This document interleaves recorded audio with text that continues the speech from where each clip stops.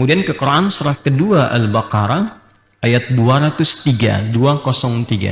Wadhkurullaha fi ayyamin ma'dudat. Gitu kan? Itu untuk hari tasyrik nih. Lanjutkan.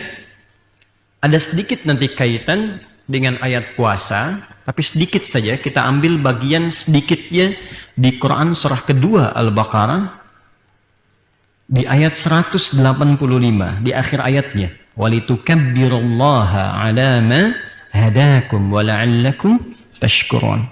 Quran surah kedua di akhir ayat 185. Tuliskan saja dulu ya, nanti kita akan kuatkan. Lalu selanjutnya kita lihat tafsirnya melalui keterangan Nabi sallallahu alaihi wasallam. Jadi kan kita Al-Quran, Sunnah, Solution. Jadi kita dahulukan Al-Quran, kemudian bagaimana dalam sunnahnya, seperti apa penjelasan para ulama. Dari situ kita simplifikasikan, sederhanakan dengan membuat kurikulum. Jadi lebih jelas, argumentasinya jelas, dalilnya terukur, kitabnya ada, tinggal kita jalani saja. Okay? Di hadisnya satu, kita ambil yang posisi paling kuat dulu, Al-Bukhari. Hadis riwayat Al-Bukhari. Nomor hadis 969. Dalam kurung Kitabul Idaini, kitab 2 hari raya. Kitabul Idaini, subtopik ya. Jadi di Al-Bukhari itu ada kitab itu topiknya 97 topik. Kemudian di setiap topik itu ada subtopik disebut dengan bab. Ya, bab, subtopik yang ke-11. Ya, subtopik yang ke-11. Mau pakai posisi? Paling kanan sebelah atas ya, di kitab. Nanti kita lihat. Sudah. Kemudian 2, nanti riwayatnya sama, perawinya sama. 2 di Abu Daud, Sunan Abu Daud. Sunan Abu Daud nomor hadis 2438. 2438.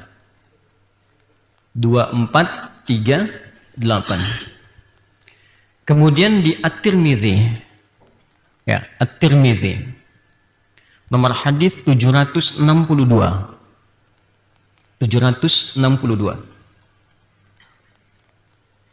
Terakhir kita ambil satu kitab saja untuk menguatkan. Kitab Al-Mughni, karya Imam Ibnu Qudamah. Imam Ibnu Qudamah, jilid yang keempat, halaman 443. Sudah?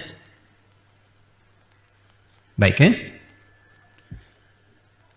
Nah, yuk kita mulai pembahasan kita. Insya Allah sudah saya pelajari, sudah saya hafalkan gitu. Jadi saya hafal itu karena sudah lihat gitu ya. Anda tulis saja dulu. Nanti kalau mau cek ya silahkan cek di kitabnya masing-masing ya. Kalau beda cetakan atau ada beda tertentu nanti disampaikan supaya kita bisa menyesuaikan cetakan-cetakannya. Bismillahirrahmanirrahim. Dari Al-Quran surah ke-89. Al-Fajr. Wal-Fajr. Walayalin Ashr wasyaf'i wal watr. Kalau ada ayat di dalam Al-Quran dibuka dengan huruf waw,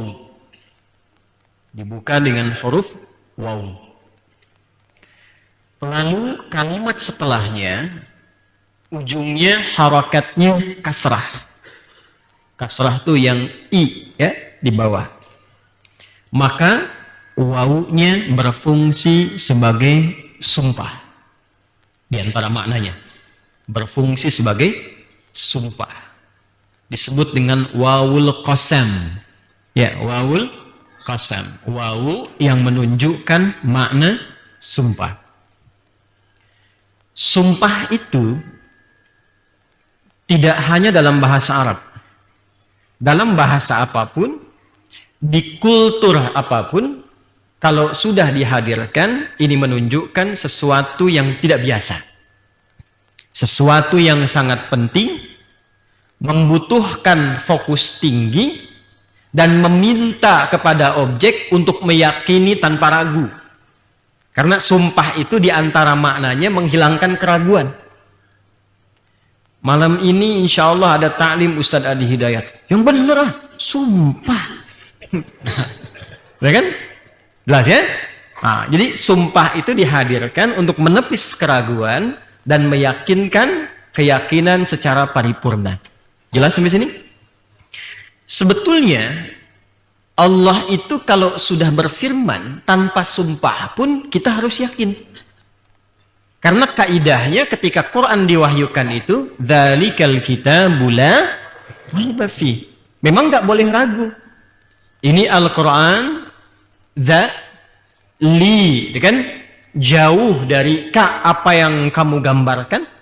Apa yang kamu gambarkan, yang kamu tuduhkan bahkan, karena ada yang ketika ayatnya turun, ada yang menuduh Nabi. Itu tuh rekayasa Muhammad saja sallallahu alaihi wasallam, ya. Maka dibantah langsung oleh Allah dengan turunnya wahyu. Dzalika. Dzanya itu dari kata inni, hadza. Karena itu di terjemahan mushaf diterjemahkan kitab ini.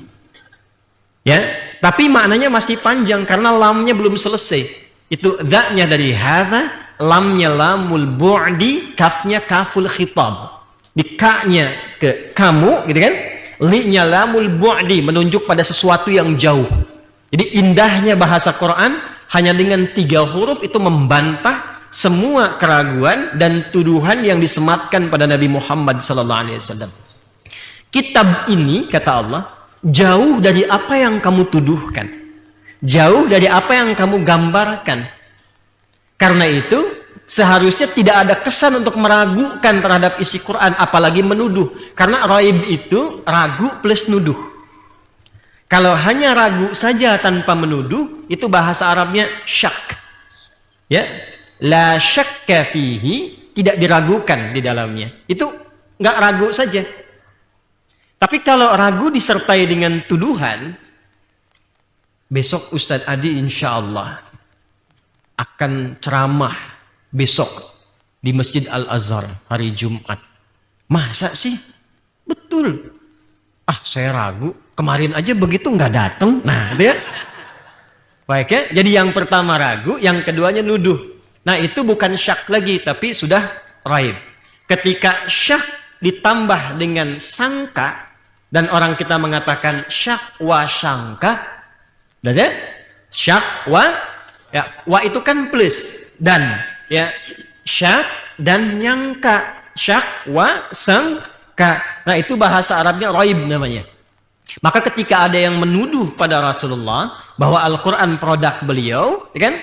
Al-Quran karangan Nabi, maka langsung kemudian dibebaskan Nabi dari tuduhan itu dengan turunnya satu ayat itu, dzalikal kitabu la raiba fi. Tapi objektif dan ilmiah sekali. Jadi Quran itu bukan defense. Ya, kalau seseorang dituduh mungkin defense, tapi dengan bahasa yang sangat tinggi dan dengan ayat yang sangat ilmiah, argumentasinya dibalik.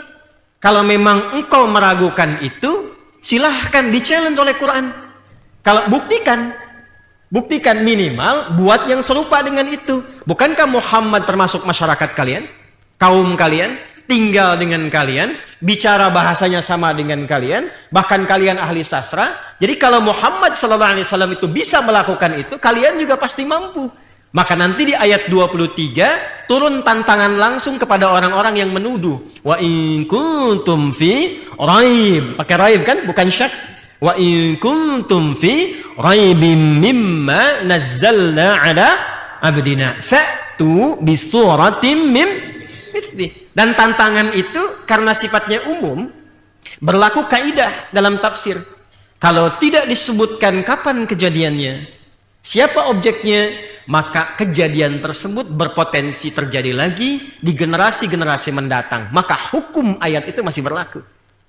Ya, saya tanya begini, sekarang ada nggak di era sekarang yang menuduh Al-Quran produk budaya? Ada? Ya, sehingga bisa direvisi. Ada yang begitu? Nah, itu sebetulnya ketinggalan jauh, sudah 15 abad yang lalu sudah ada yang begitu. Ya, tapi ini menunjukkan kebenaran Quran bahwa memang akan ada lagi yang begitu. Itu 15 abad yang lalu sudah di-challenge. Kalau memang menurut Anda produk budaya, dan budaya bagian dari kultur kemanusiaan, pasti setiap manusia juga bisa membuat seperti itu. Tapi dahsyatnya, setelah berlalu 15 abad sampai sekarang, belum pernah tercatat dalam catatan sejarah, ada orang yang mampu membuat semisal Al-Quran. Jelas? Baik. Karena itu, sebetulnya tidak ada sumpah pun, kita harus yakin. Karena semua challenge yang dimintakan oleh Quran tidak terpenuhi. Lalu oleh Allah dibuktikan. Dari lafadznya tidak bisa ditiru dan keluar dari fitrah kemanusiaan. Bahasa manusia itu, kalau sudah melampaui masa, ada kebosanan dan kejenuhan. Pasti akan berusaha menyesuaikan dengan kultur linguistik yang berkembang. Dulu, kamu. Bosan dengan kamu, kau. Bosan dengan kau, ente. Bosan dengan ente, lu. Ya? Jadi karya manusia itu cenderung mengalami perubahan, penyesuaian, berdasarkan kreativitas dan perkembangan teknologi yang terjadi di setiap eranya. Karena itu karya-karya manusia pasti akan mengalami perubahan dan penyesuaian ejaan. Dulu, ulama itu adalah O dan E. Halo? Betul nggak? Dulu ulama itu adalah O dan E. Ulama. Ulama. Dan gini nih.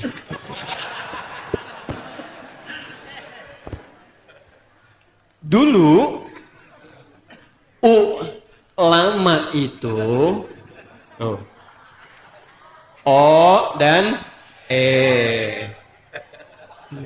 Karena itu Presiden Soekarno ditulisnya Soekarno, dibacanya Soekarno. Jadi ini ulama atau barunya ulama kan? Ulama itu O dan E. Oh, baru, ini kan? Jadi begini kan? Nah. Jadi senantiasa ada penyesuaian karena ada aktivitas manusia dengan perkembangan teknologi, informasi, habitnya, lingkungannya memberikan sebuah kesan dari kebiasaan muncul aturan yang disepakati baik langsung ataupun tidak. Nah, manusia seperti itu. Yang kedua itu ada unsur kejenuhan dan kebosanan. Silahkan baca buku apapun,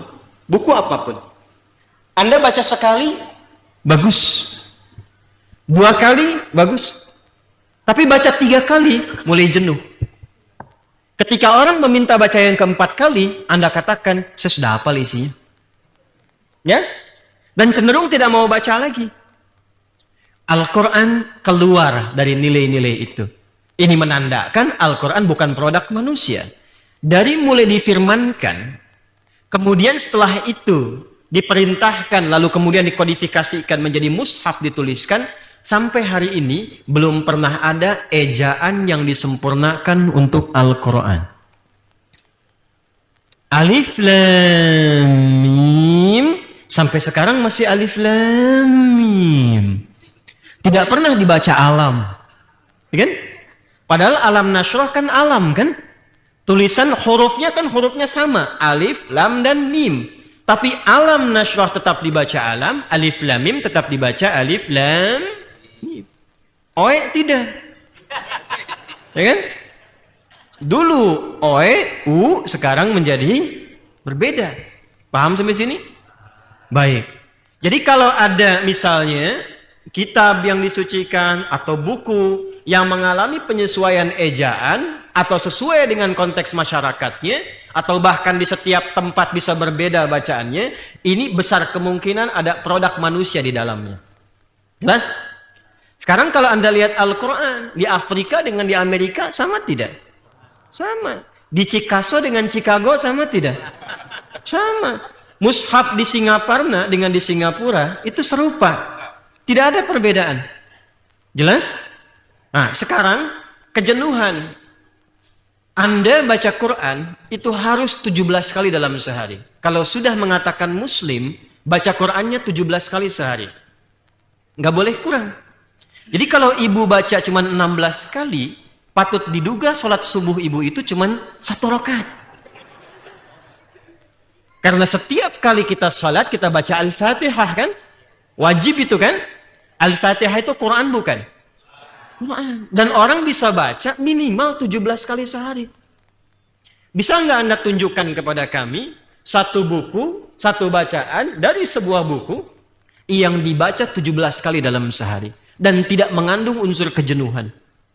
Sampai sekarang tuh saya belum pernah dengar ada pengaduan.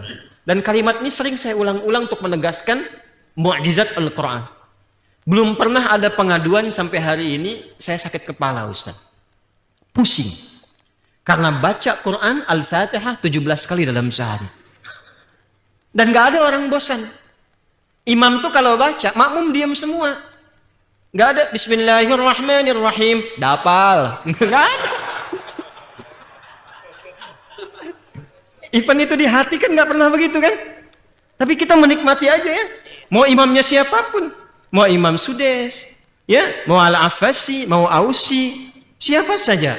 Dan kita bisa menikmati itu. Ini menunjukkan Al-Quran bukan karya manusia, bukan produk manusia, dan keluar dari fitrah kemanusiaan. Dari segi susunan, lafadznya ini menunjukkan bahwa Quran itu firman Allah Subhanahu wa ta'ala.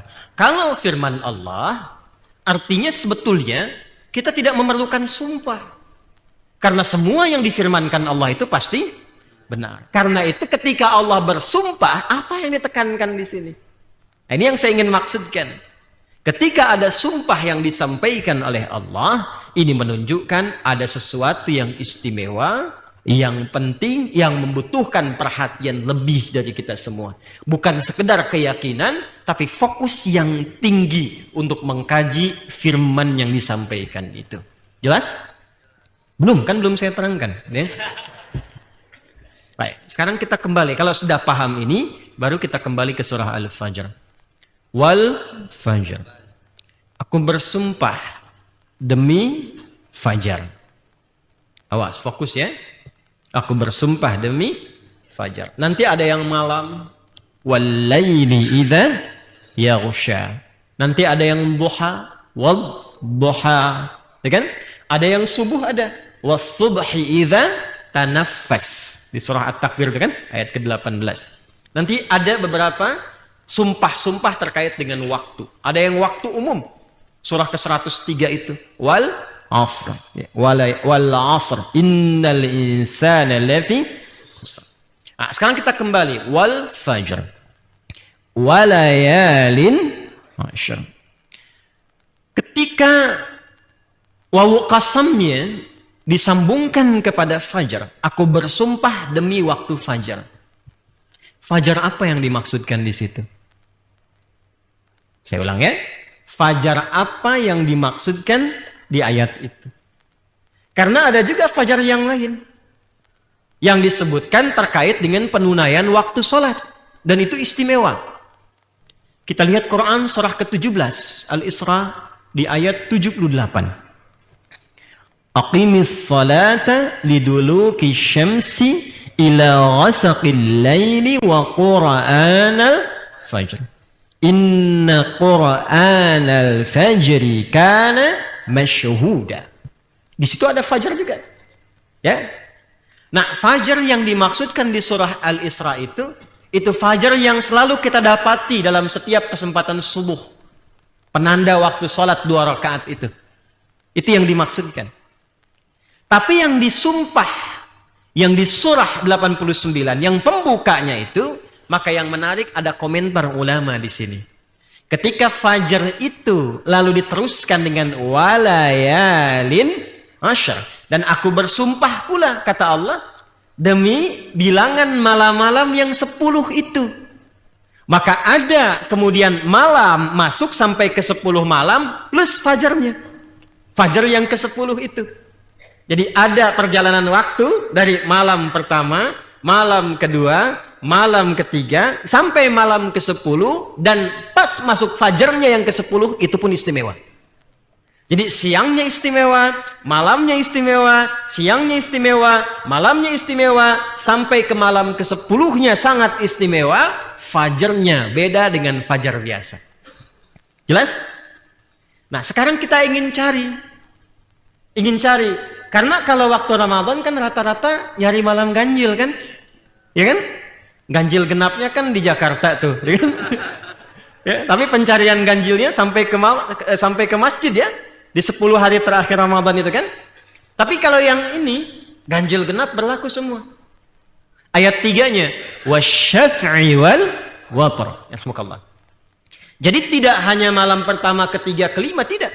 Malam pertamanya istimewa, siang pertamanya istimewa, malam keduanya istimewa, sampai dengan ke-10-nya plus fajar di waktu hari ke-10-nya. Maka yang dimaksudkan apa? Karena ini bukan Ramadan maksudnya. Bukan Ramadan. Maka ditafsirlah langsung oleh Nabi SAW. Ditangkap kalimat Nabi itu oleh beberapa sahabat. Di antara yang menangkap kalimat Nabi ini adalah sahabat junior. Masih belia usianya. Ya, Nabi SAW meninggal itu usianya masih rentang antara 13-15 tahun. Tapi sangat luar biasa. Hafal 2000 hadis. Di antara sekian hadis yang beliau hafal itu adalah hadis tentang keutamaan yang 10 ini. Maka disampaikanlah oleh beliau namanya Abdullah, anaknya paman Nabi Abbas radhiyallahu taala anhu, maka dikenal dengan Abdullah Ibnu Abbas radhiyallahu taala anhuma, disingkat dengan Ibnu Abbas. Sejenak ya, ingat ini sejenak. Kalau di hadis itu ada di sanadnya ada ibnu ke atasnya. Ini memberikan inspirasi kepada kita yang pernah saya sampaikan dulu tentang keutamaan orang tua yang memberikan bimbingan positif kepada anak. Saking disanjung dan dihormatinya, nama anaknya disimpan, orang tuanya dilekatkan. Untuk memberikan kesan ke generasi berikutnya, hei, jadilah seperti ayah ini nih. Jadi seperti ibu ini nih, yang berhasil mendidik anaknya, sehingga setiap pengetahuan yang lahir dari anak itu langsung jadi jariah untuk orang tuanya. Jangankan isi pengetahuannya, baru disebutkan namanya, doanya sudah mengalir. Karena itu ketika Abbas, seorang pedagang, ya, pebisnis itu, sukses bisnisnya, sukses mendidik anaknya, maka setiap yang diriwayatkan oleh anaknya Abdullah itu, nama Abdullahnya disimpan, disematkan kepada nama ayah, dilekatkan nama anaknya Ibnu Abbas radhiyallahu taala anhuma. Bukan anhu. Ibnu Abbas radhiyallahu taala anhuma. Kalau malam ini saja dari ribuan orang kemudian berkata radhiyallahu taala anhuma, artinya belum diucap hadisnya sudah ribuan doa mengalir untuk ayahandanya itu dan anaknya. Ini kalau ngaji hadis tuh begitu. Jadi kita dapat inspirasi. Kalau bukan bapaknya yang hafal Quran, anaknya fasilitasi. Nanti setiap anaknya ngaji, bapak dapat pahalanya. Saya sering rewel mengatakan kalau bisa Al-Fatihah anak itu dari orang tuanya. Supaya setiap dibaca tertuliskan bapak ibu plus anaknya, bapak ibu plus anaknya, begitu. Ya? Ah, ini bagian pertama. An Ibnu Abbas radhiyallahu taala anhuma qala Rasulullah sallallahu alaihi wasallam. Satu kali Rasulullah sallallahu alaihi wasallam pernah bersabda. Perhatikan kalimatnya. Ma min ayyamin al-'amalu salihu fihinna ahabbu ila Allahi min hadhil ayyamil 'ashri. Ayat Dzulhijjah. Dalam kurung nanti tafsir hadisnya Dzulhijjah. Ma min ayyamin, tidak akan ditemukan bilangan hari dalam perjalanan setahun. Al-'amalu salihu fihinna, saat setiap amal soleh yang dikerjakan di hari-hari itu ahabbu ilallahi, maka naik statusnya menjadi dicintai oleh Allah Subhanahu wa taala. Jadi kalau kita beramal soleh di hari-hari ini, ya, di hari-hari ini, itu setiap amal soleh kita akan naik statusnya dicintai oleh Allah Subhanahu wa taala. Di amal lain belum tentu. Ramadan, ya, Anda salat, Anda puasa. Puasa Anda benar, salat Anda benar, Anda dapat pahala. Diberikan pahalanya berkali-kali lipat, tapi belum tentu amalannya langsung punya nilai dicintai oleh Allah Subhanahu wa taala. Jelas? Jadi masing-masing punya keutamaannya. Teruskan. Min hadhil ayyamil ashri. Tidak ada perjalanan hari dalam setahun itu dibandingkan dengan 10 hari pertama ayamin Dzulhijjah, yaitu di awal bulan Dzulhijjah. Saya ulang ya, di awal bulan Dzulhijjah. Jadi, ya tuh, betul kan? Apa yang saya katakan sampai kaget tuh. Wah, iya kan. Nggak apa-apa Bu, ya tenang aja. Ya, jadi yang dimaksudkan wal fajr walayalin wasyaf'i wal itu yang dimaksud adalah di antara tafsirnya 10 hari pertama di bulan Dzulhijjah. Saking pentingnya itu Allah Subhanahu wa taala sampai memberikan kesan istimewa dan menggunakan waw qasam di dalamnya untuk memberikan kesan kepada kita, jangan luput itu. Berikan perhatian serius karena hari-hari itu belum tentu ditemukan di hari-hari yang lainnya. Pertanyaannya, ada apa di situ? Bagaimana status amal ketika dicintai oleh Allah? Dan apa yang harus kita kerjakan di rentang waktu itu? Jawabannya akan ditemukan setelah menunaikan sholat Isya berjamaah insyaallah. Kita jeda sebentar, kita lanjutkan setelah menunaikan sholat Isya.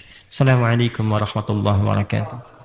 Assalamualaikum warahmatullahi wabarakatuh.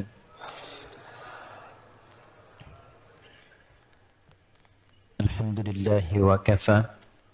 Wassalatu wassalamu ala rasulillahil mustafa wa ala alihi wa sahbihi wa man watha wa ba'd. Hadirin sekalian, kita telah menunaikan salat Isya berjamaah beserta amal dan sunnahnya. Waktu Indonesia bagian barat terhubung dari Bekasi. Semoga salat kita semua diterima oleh Allah Subhanahu wa taala. Kita akan lanjutkan bahasan kita. Ada 10 hari siang dan malamnya begitu istimewa, bahkan spesifik. Di fajar hari ke-10-nya pun beda dengan fajar-fajar yang lainnya. 10 hari itu saking pentingnya Allah meminta kita untuk memberikan perhatian yang lebih, menggali, menghadirkan keutamaannya, kemudian kita implementasikan dalam kurikulum ibadah kita. Untuk mendapatkan itu tentu kita perlu penjelas, perlu contoh, sehingga apa yang akan kita ikuti itu sesuai dengan apa yang Allah inginkan. Berbahagialah kita, di dalam Islam itu semua desain ibadahnya jelas. Tidak ada yang rancu, tidak ada yang ambigu. Semua, bahkan dari bangun tidur sampai tidur lagi. Dan tersusun secara sistematis. Ayat turun. Setelah ayat turun, ada penjelas. Setelah ada penjelas, ada contoh. Setelah dicontohkan, diterangkan maksudnya. Setelah itu, dijelaskan hikmahnya. Sehingga terasa semuanya dalam konteks berkehidupan kita, baik dari penunaiannya, peningkatan spiritualnya, kemudian juga dampak kepada peningkatan intelektualnya, sampai kenyamanan secara fisikal. Wa aqimus shalah, tunaikan oleh kalian salat. Al-Baqarah ayat ke-43 itu. Lalu Nabi menjelaskan kepada kita bagaimana cara salat. Setelah diterangkan, dipraktekan. Sehingga bukan hanya diterangkan, ada yang dilihat bagaimana cara mempraktekan itu. Lalu setelah dipraktekan itu, kita diberikan hikmahnya, penjelasnya. Apa di antara manfaat sholat itu? Ada ketenangan kepada jiwa, ada proteksi dari perbuatan yang menyimpang, fahsya dan mungkar. Inna sholata tanha anil fahsya wal mungkar. Lalu nilai-nilai itu dicontohkan dalam praktek sosial kemasyarakatan. Karena itu orang-orang yang mengikuti Nabi, sahabat-sahabat mulia itu, ridwanullahu alaihim, Ketika mempraktekkan sholat dengan sempurna, maka hilanglah sifat-sifat buruk yang melekat pada kepribadian mereka saat di jahiliyah. Maka bertransformasi menjadi pribadi yang sangat luar biasa. Ya, sehingga turunlah Quran surah ketiga Ali Imran ayat 110 untuk memuji itu semua. Kuntum khaira ummah. Nah, ini bukan sekedar kaidah, tapi sudah jadi pakem dalam keislaman kita. Sudah menjadi pakem dalam ibadah kita. Terkait dengan 10 hari ini pun, ayatnya ketika turun, Nabi langsung menjelaskan. Penjelasan Nabi ini dikutip kemudian, diterima di antara sahabat yang menerima adalah Ibnu Abbas radhiyallahu ta'ala anhuma, lalu diviralkan oleh beliau, di like, di share, sampai di komen oleh para penjelas hadis itu. Kan sekarang bahasanya begitu kan? Like, share, and comment. Nah, di antara itu semua pun dahsyatnya dalam Islam bisa dilacak melalui jalur yang disebut dengan sanad. Karena itu di Islam itu sangat ketat dan rinci gitu. Sehingga memberikan kepastian yang jelas bagi kita dari mana menerima infonya. Siapa yang menerima? Siapa yang tersambung kepada Ibnu Abbas itu sampai kamu bisa memastikan itu benar dari Nabi. Itu jelas semua jalurnya. Nah, ini yang kemudian tadi kita sampaikan menjelang Isya dari sebagian sabda Nabi sallallahu alaihi wasallam. Sekarang kita sempurnakan penjelasan Nabi dimaksud. Setelah itu kita keluarkan kurikulumnya dan bagaimana kita meneladani para sahabat yang telah mempraktekkan itu jauh sebelumnya. Bismillahirrahmanirrahim. Qala an Ibnu Abbas radhiyallahu taala anhuma, disampaikan kepada kita jalurnya tersambung pada sahabat Ibnu Abbas radhiyallahu taala anhuma. Nanti saya bacakan jalur sanad di antaranya melalui Sahih Al-Bukhari ya. Qala Rasulullah sallallahu alaihi wasallam, pernah bersabda Rasulullah sallallahu alaihi wasallam, ma min ayyamin, tidak didapati, tidak ditemukan perjalanan hari-hari dalam setahun. Al-amalu salihu fihinna, saat amal soleh dikerjakan di hari yang istimewa itu, ahabbu ilallahi min hadhil ayyam al-ashr, nilainya naik, statusnya naik, menjadi lebih dicintai oleh Allah subhanahu wa ta'ala, yaitu 10 hari pertama di bulan Dzulhijjah. Tadi sampai sini ya, kita bacakan, teruskan. Qalu, sahabat mengonfirmasi. Nanti kita akan belajar karakteristik sahabat ya. Sahabat mengonfirmasi, walal jihadu fi sabilillah, ya Rasulullah, apakah jihad fi sabilillah pun tak mampu menandingi keistimewaan amalan di 10 hari pertama Dzulhijjah itu? Apa jawab Nabi? Walal jihadu fi sabilillah, bahkan jihad fi sabilillah pun tak mampu menandingi keistimewaan amal soleh yang dikerjakan di 10 hari pertama Dzulhijjah itu. Illa, kecuali. Kalau ada pernyataan menafikan, lalu setelah itu ada illa, maka yang istimewa itu yang setelah illa. Jelas ya? Contoh misalnya, nafi itu bisa pakai ma, bisa pakai la. Ya, tadi yang pakai ma di hadis ini kan, kita ambil contoh yang pakai la. La ilaha illallah. Nah, maka la menafikan tuh, tidak ada Tuhan. Illa, kecuali Allah. Maka rumusnya dipakai. Kalau ada huruf nafi, baik itu la ataupun ma, setelah itu ada illa, maka fokusnya, yang istimewanya, yang harus kita simaknya yang setelah illa. Jelas ya? Baik. Illa rajulun, kecuali ada satu saja, kata Nabi, amalan puncak yang memang ini tak mampu ditandingi oleh apapun. Satu amalan puncak ini. Rajulun kharaja binafsihi wa malihi wa lam yarji' min dzalika bisyai'.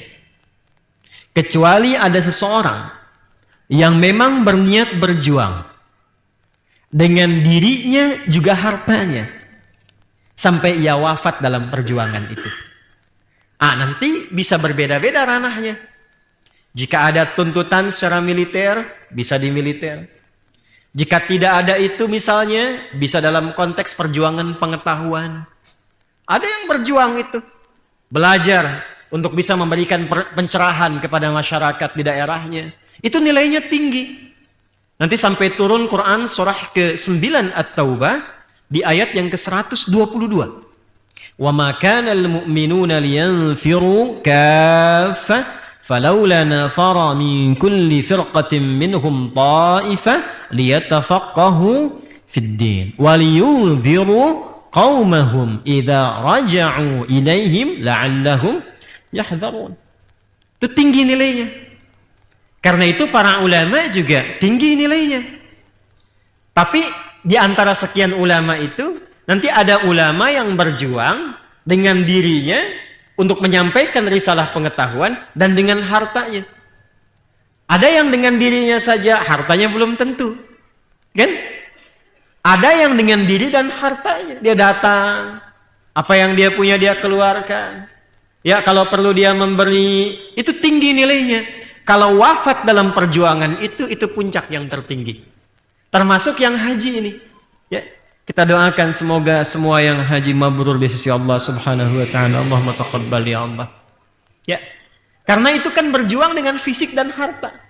Ada ibadah fisik saja seperti sholat, ada ibadah harta saja seperti zakat. Haji, umrah itu ibadah fisik dan harta. Karena itu tidak main-main. Tidak semua orang bisa berangkat kecuali ada bekalnya. Dan ketika sampai sana tidak cukup dengan bekal. Ada wukuf, ada tawaf. Kadang perjuangannya tidak mudah. Itu nilainya tinggi. Kalau wafat, itu nilainya tinggi di hadapan Allah. Itu yang salah satunya di antara tafsir yang sekian luas, yang tadi ayatnya dibacakan oleh imam kita dalam salat Isya. Tadi kan baca surah At-Taubah ya? Ya, saya tadi mendengar di antaranya ada ayat yang ke-111 ya. Coba deh dibuka itu. Quran surah ke-9 At-Taubah ayat 111. Apalin Qurannya biar nggak susah buka lagi gitu. Apalin biar gampang, mana-mana bawa mushaf ya. Apalin. Innallaha ashtara minal mu'minina. Kan? Ada anfusahum wa amwalahum bi anna lahumul jannah. Ada? Baik kan? Jadi ada orang-orang tertentu yang itu sudah nilainya di sisi Allah surga aja. Kalau antum ingin masuk ke situ, maka berjuang di sisi Allah. Bagaimana cara berjuangnya? Pandai-pandai melihat apa yang Allah titipkan kepada kita. Kalau dititipkan kedudukan, berjuang dengan kedudukan itu, menegakkan kebenaran. Membuat kebijakan-kebijakan yang bermaslahat. Jauhi yang tidak Allah sukai. Itu perjuangan. Berani berkorban. Ya, ada yang di bawahnya butuh perhatian, santuni, sayangi, perhatikan. Kalau wafat dalam keadaan demikian, diniatkan ibadah, tinggi nilainya. Ada yang dititipkan harta, berjuang dengan itu. Lihat kalau keluarga sudah cukup, selebihnya perjuangan lewat harta. Ada yang berjuang dengan pengetahuan, ada yang berjuang dengan tenaga. Pandai-pandai Allah titipkan apa sekarang. Lalu ini transformasikan titipan itu dalam bentuk perjuangan fisabilillah. Fisabilillah itu adalah menempuh kegiatan di jalan yang Allah sukai. Jadi pelajari aturan Allah. Allah titipkan Anda menjadi mahasiswa. Pelajari aturan Allah tentang ranah keilmuan. Allah senang mahasiswa yang bagaimana? Allah nggak senang yang malas-malas. Jangan malas Anda. Allah nggak senang mahasiswa yang plagiat, yang pencontek. Jangan mencontek. Kerja keras, belajar yang serius, duduk paling depan, simpan handphone, catat yang benar. Nanti setelah paham, amalkan. Itu yang Allah suka. Nah, ketika Anda menempuh itu, nilainya tinggi. Itu yang dimaksudkan fi sabilillah. Nah, ini kalau dilakukan, berjuang dengan diri dan harta, wafat dalam keadaan itu, nilainya tinggi. Tapi sepanjang tuntutan itu belum ada, maka tingkat selanjutnya adalah 10 hari pertama Dzulhijjah. Jelas? Baik. Pelajaran pertama sebelum kita masuk kepada intinya. Sahabat itu Itu diantara karakteristiknya selalu memburu keutamaan amal. Jadi sebelum hadis ini turun, disampaikan oleh Nabi, sebelum ayat tadi ya Allah firmankan kepada Rasulullah, itu yang tergambar di benak sahabat itu tingkat tertingginya jihad fi sabilillah. Karena itu ketika Nabi menyampaikan ada 10 hari pertama yang nilainya tinggi, maka perhatikan, mereka langsung mengonfirmasi, ya Rasulullah, kalau jihad fi sabilillah bagaimana statusnya? Nah, kalimat ini bukan sekedar kalimat biasa. Ini menunjukkan kesan bahwa itu sudah menjadi standar hidup mereka. Di sahabat itu berpikirnya begitu. Kalau ada yang paling tinggi, itu tingkat tertingginya.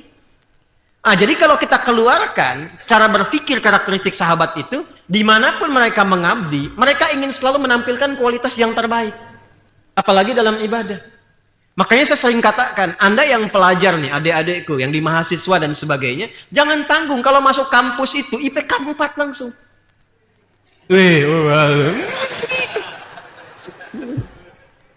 Jangan tanggung, yang tertingginya yang mana? Sebab kalau nggak nyampe, nyangkutnya jelas 3,9, 3,8, dipasang 2,7. Nyangkutnya kan di bawah standar.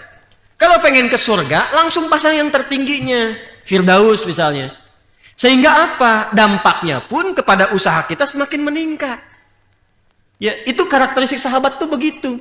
Anda berdagang nih, ya, yang optimal, yang maksimal. Anda bisnis, yang tertingginya capai.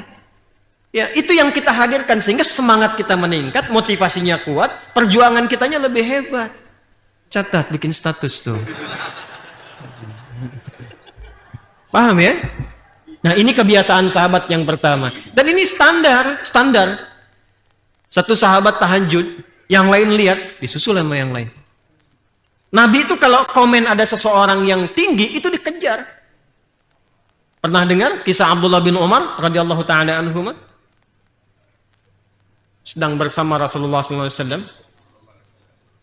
Datang seseorang tampilannya sederhana luar biasa. Jinjing sendal jepit lah kalau kita sekarang gitu. Bawa sendal jepit begini. Datang. Ya. Apa kata Nabi komennya? Sebelum dia tiba, kata Nabi, akan datang nih pemuda ahli surga. Pemuda tuh. Pemuda. Tenang, yang sepuh juga ada hadisnya. tenang, ada hadisnya, tenang. Ini kita bicara pemuda ya. Tenang aja Pak, insya Allah. Ada hadisnya. Tenang. Lengkap, pokoknya di Islam lengkap. Nenek-nenek juga ada hadisnya. Ada, ya, tenang. Lengkap kita. Dari anak kecil sampai orang dewasa. Ini yang pemuda dulu ya, sebentar. Kata Nabi akan datang pemuda ahli surga. Ketika Nabi selesai komen itu, yang datang orang tadi. Nggak ada yang lain. Penasaran kan, yang ini bukan. Kalau dari lihat tampang kayaknya biasa aja gitu. Ya. Dibanding Ibnu Umar tuh luar biasa kan. Ahli surga juga. Masya Allah, insya Allah ya. Kan ada sahabat-sahabat mulia itu. Esoknya terulang begitu lagi. Begitu Nabi sampaikan akan datang pemuda ahli surga. Yang datang itu lagi. Penasaran dengan itu. Nah ini yang saya ingin sampaikan. Penasaran dengan itu. Maka beliau berkunjung ke rumahnya hanya untuk melihat amalan apa yang dikerjakan oleh beliau. Ini sampai Nabi komen demikian dan berulang di hari berikutnya. Sahabat tuh begitu. Ya. Terus nginap di situ. Begitu melihat, lah malamnya penasaran ingin lihat, nggak bangun tahajud. Sakit surga nggak tahajud gitu kan? Terus masuk hari-hari sunnah. Senin, Kamis yang dimaksudkan untuk puasa. Nggak puasa. Sehari, 2 hari, 3 hari, hari terakhir. Kalau dilanjutkan kan jadi tuan rumah kan? Ya kan? Boleh nyapu dan ngepel kan? Nah, ini status hari ketiga nih. Begitu mau pamitan, penasaran, nanya. Saya ini ingin tanya, bahasa simpelnya lah ya. Anda itu dikomen oleh Nabi 2 kali, akan datang pemuda begini-begini. Saya penasaran ke sini, lihat amalan Anda. Sebetulnya apa amalan istimewa Anda itu? Kata beliau, ya seperti yang Anda lihat ketika Anda menginap di sini. Ya, bisa gitu kan, ditelisik lagi. Lalu beliau ingat satu hal. Kata anak muda ini, tapi ada memang yang satu saya biasakan. Langsung dikejar, apa itu? Kata beliau, Saya berusaha selama hidup untuk tidak pernah menipu orang lain dan tidak pernah merasa iri hati terhadap nikmat yang Allah titipkan pada orang lain. Langsung komen, ini yang dimaksudkan Rasulullah yang belum tentu saya bisa lakukan. Itu kan nggak mudah ya. Lagi di mana akhi? Oh, sedang di jalan nih, padahal baru jalan. Ayo, siapa tuh pelakunya yang begitu? Hah? Tuh kan? OTW gitu kan? Ya. Dibayanginnya apa namanya? On the way kan? Taunya oh the wow gitu kan? Baru sadar bahwa ada perjanjian. Gitu. Dan tidak pernah merasa iri hati, menjaga diri supaya tidak iri atas apa yang Allah titipkan kepada hambanya yang lain. Itu nggak mudah itu. Kalau mau gampang ngetesnya begini, keluar dari sini, lihat ada orang yang jamaah pakai mobil bagus berangkat tuh. Kira-kira perasaan Anda bagaimana?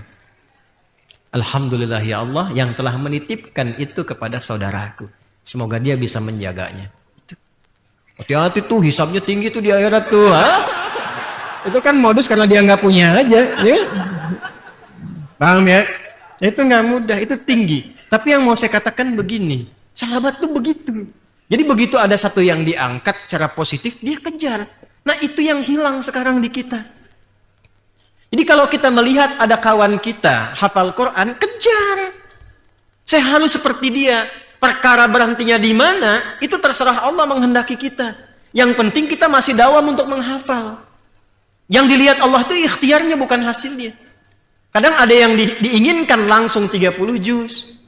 Ada yang oleh Allah diminta untuk terus mengulang dulu supaya meningkat banyak pahala untuk menggugurkan dosa-dosa yang telah lalu itu.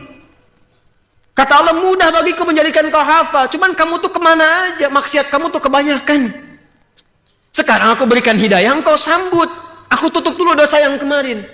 Makanya ada yang menghafal tuh 3 hari, 1 ayat baru hafal.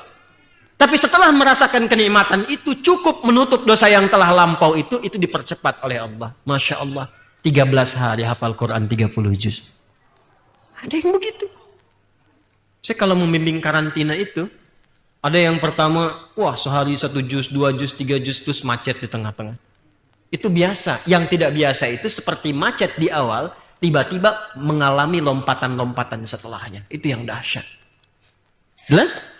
Jadi yang pertama dari hadis tadi penting kita pelajari, selalu kita itu punya perasaan ingin. Awas ya, selalu punya perasaan ingin mendekati atau bahkan melampaui amal kebaikan orang lain yang konsisten dikerjakan. Bahkan di tahap itu boleh iri. Iri terhadap amal soleh yang mendorong kita berbuat positif, itu bisa dilakukan. Namanya ghibtah. Apa namanya apa? Ghibtah. Ya? Ghibtah. Ghibtah itu perasaan cemburu terhadap amal soleh seseorang yang menjadikan kita ingin menyusulnya atau bahkan melampauinya. La hasada illa fitnataini. Kata Nabi, hasad itu nggak boleh. Iri hati itu nggak boleh. Kecuali dalam 2 perkara yang disebut dengan ghibtah. Rajulun atahullahul ilma, seseorang yang dianugerahi oleh Allah pengetahuan dan dia share itu, dia sampaikan, dia bagi itu setiap siang dan malam. Ada lagi rajulun atahullahul mala, ya seseorang yang dianugerahi oleh Allah harta berlimpah, maka dia sibuk infak siang dan malam. Kadang-kadang dia nggak mau dikenal, ada yang butuh, berangkat, dia utus seseorang. Nah, kalau ketahuan, boleh itu dicemburui. Jelas ya? Nah, itu bukan iri hati namanya, itu iri amal. Jelas? Nah, kembali ke hadis lagi. Itu prinsip yang pertama, karena nanti ada 70 pembelajaran dalam hadis tentang 10 Dzulhijjah itu. 70 pembelajaran. Kita malam ini 3 saja. 3 saja. 70 terlalu banyak nanti ya. 1 itu. 2. Catat dulu ya, pelajaran pertama dari hadis tadi, motivasi dari Nabi SAW melalui sahabat untuk selalu meningkatkan amal soleh yang berkualitas. 1 itu. Itu sudah viral ya di kitab-kitab syarah hadis, itu sudah biasa. 2.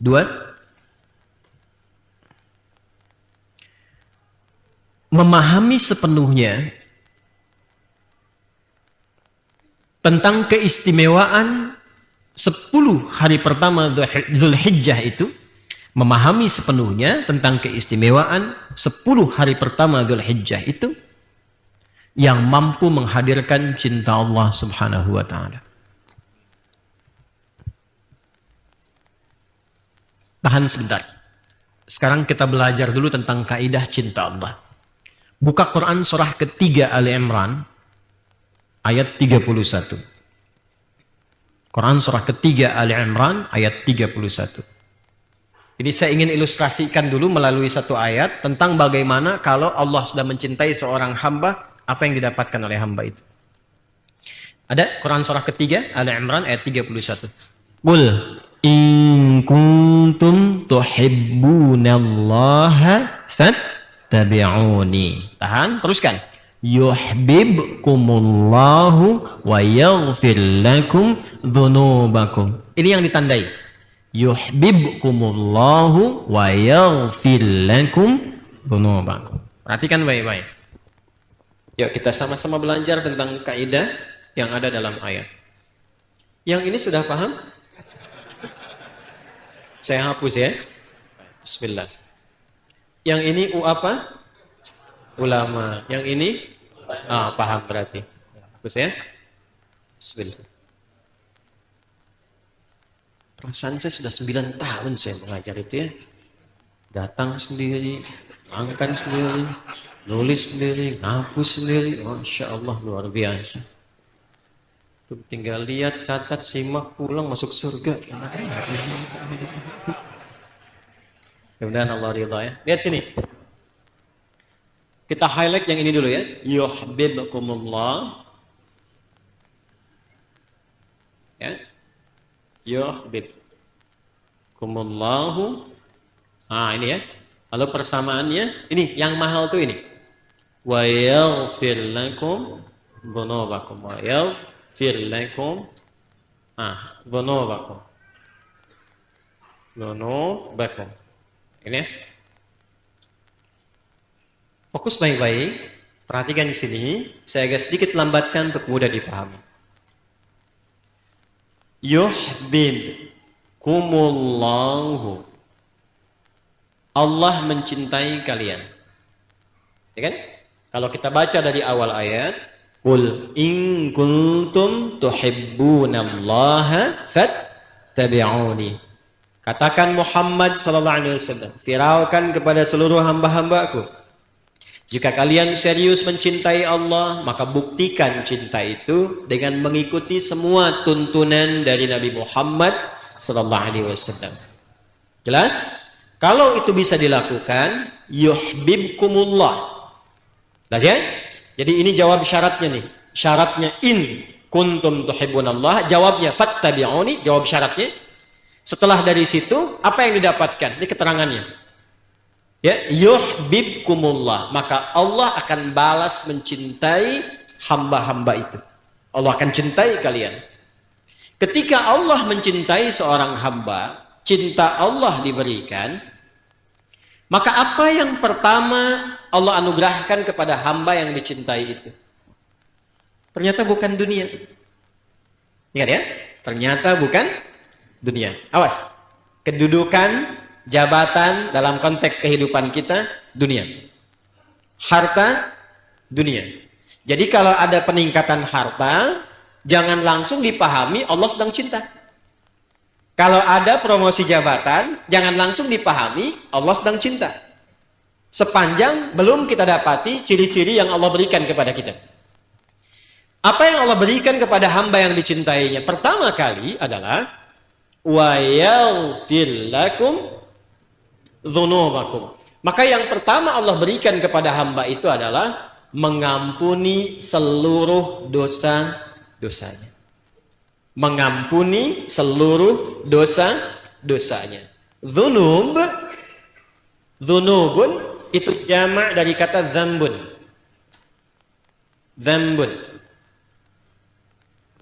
Dzambun ini bentuk tunggalnya, mufrad, singularnya. Buka surah Ghafir, surah ke-40 ayat 3, Al-Mu'min atau Ghafir. Ayat yang ketiga, ghafiridz dzambi wa qabilit taubi. Ada? Ya? Ghafiridz dzambi. Allah itu punya sifat ghafir. Apa itu ghafir? Yaitu yang mengampuni saat seorang hamba berbuat satu dosa. Jelas ya? Nanti kalau dosanya terakumulasi, sifatnya berubah dari ghafir menjadi ghaffar. Ghaffarun di Quran surah Nuh itu, ya? Surah Nuh di ayat yang sama 10 sampai 13 itu. Faqultu astaghfiru rabbakum innahu kana ghaffara. Kalau semakin terakumulasi menjadi dzunubun, ada zalimnya, nanti berubah lagi dari ghafir, ghaffar menjadi ghafur. Innallaha ghafurur. Nah, ini menariknya, hamba-hamba yang dicintai oleh Allah itu yang pertama Allah berikan kepadanya adalah bukan mengampuni satu dosa, tapi mengampuni seluruh dosa-dosanya. Ini dari ujung kepala sampai ujung kaki. Mata pasti ada dosa itu. Telinga, pendengaran ada dosa. Lisan berkumpul banyak dosa sampai ke ujung kaki. Orang-orang yang mampu mendapatkan cinta Allah itu, nanti Allah akan pertama kali memberikan kepadanya itu apa? Berupa pengampunan dari semua dosa-dosa. Apa ciri hamba yang telah diampuni oleh Allah semua dosanya ini dan mendapatkan cintanya? Maka ciri seorang hamba yang mendapatkan ampunan Allah, dia akan terjaga dari perbuatan maksiat yang pernah dilakukan oleh bagian tubuh yang pernah berdosa itu. Nah, jadi kalau mata ini misal pernah berdosa, lalu ditaubati, diampuni oleh Allah, maka kebiasaan maksiat yang pernah dilihat oleh mata ini, itu nggak dilihat lagi. Dijaga. Jelas ya? Demikian ke telinga, sampai ke lisan, sampai ke ujung kaki. Itu ciri hamba Allah yang taubatnya diterima, dosanya diampuni. Sedangkan bagi hamba yang dicintai oleh Allah Subhanahu wa Ta'ala, itu sudah terjaga dari ujung kepala sampai ujung kaki. Makanya ketika akan berpikir yang kurang baik pun, itu nanti akan diingatkan lewat jiwa takwanya, sehingga keluar yang baik lagi. Lisannya dijaga, keluar tuturnya yang mulia. Dijaga oleh Allah sehingga tidak cepat-cepat memutuskan sesuatu yang berpotensi melahirkan maksiat. Dicinta Allah itu mahal. Ketika cinta didapatkan, maka pemberian pertama Allah mengampuni dosa-dosa hamba dan menjaganya untuk tidak berbuat maksiat dalam kehidupan. Jelas? Saya ingin tanya, lawan dari maksiat itu apa? Taat. Taat. Di sini ada maksiat, lawannya apa? Taat. Maksiat salah tidak? Salah kan? Ini sudah pasti salah. Lawan dari salah apa? Soleh kan? Ingat, lawan dari salah apa? Soleh. Ya? Lawan dari salah, soleh. Artinya, kalau maksiatnya sudah ditutup, salahnya diampuni dan dijaga supaya tidak terjebak berbuat salah lagi, pada saat demikian, hamba itu naik status jadi hamba yang saleh, taat di hadapan Allah, dan berpeluang mendapatkan cinta Allah Subhanahu wa Ta'ala. Kalau ini konsisten dijaga sampai dengan wafat, kemana tempat pulangnya? Bukan sekedar surga, tapi di surganya dia akan ditempatkan di satu komplek dengan semua nabi dan rasul dan orang soleh yang pernah berkehidupan di bumi. Itu ada di Quran surah keempat An-Nisa di ayat 69. Quran surah 4 ayat 69. Perhatikan, ini kan dibuka dengan taat pada Allah dan Rasul kan? Ya kan? Qul in kuntum tuhibbunallah. Allah kan? Ya kan? Fattabi'u. Nih, ke Nabi kan? Perhatikan, ketika berubah jadi orang taat, apa yang terjadi? Wa may yuti'illah war rasulah. Siapa yang mampu konsisten, siapapun, man itu tawarannya bersifat individual, tapi maknanya bersifat umum, general. Jadi kalau kita mengaji Quran mendapati ayat man bunyinya, maka rasakan ayat itu untuk kita secara personal. Ini Allah menawari kita nih. Siapapun yang mampu konsisten menaati Allah, karena pakai fi'il mudhari, artikan dengan konsisten. Menaati Allah dan Rasul, konsisten sampai dia wafat, faulaika, maka mereka itu ma'alladzina an'amallahu alaihim, akan disertakan, disatukan, tinggal di satu tempat, satu komplek dengan rahmat Allah di surga nanti. Dengan siapa? Satu, minan nabiyyina, dengan semua nabi yang pernah bertugas di bumi. Pernah dengar kisah tentang Nabi Yusuf yang tampan itu? Pernah lihat nggak? Mau lihat? Nanti ada orang yang sekomplek dengan Nabi Yusuf alaihissalam. Masya Allah. Pernah dengar tentang kisah Nabi Ayub itu? Pernah lihat tidak? Nanti ada orang yang sekomplek dengan Nabi Ayub. Masya Allah. Akhi, di mana kamu? Saya di sana. Kamu sama siapa? Syekh Fulan, Kiai Fulan, Ustadz Fulan. Masya Allah, tuh orang-orang soleh semua tuh. Antum di mana, akhi? Nah, biasa saja. Tanggamu siapa? Depan saya Nabi Ibrahim. Ping kiri saya Nabi Yusuf. Belakang Nabi Musa tuh. Ping kanan saya Nabi Muhammad sallallahu alaihi wasallam. Masya Allah. Di mana itu?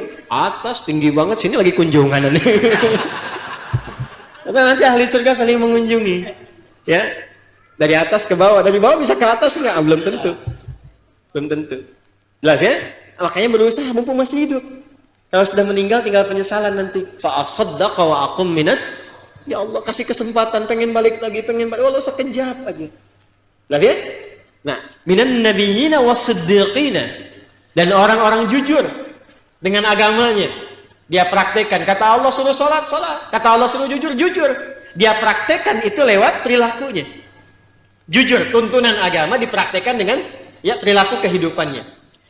Wasyuhada was-salihin, dengan para syuhada dan orang-orang soleh. Wa hasuna ulaika rafiqa. Nah, kalau Anda nanti punya teman begitu kelihatan, cepat tempel itu.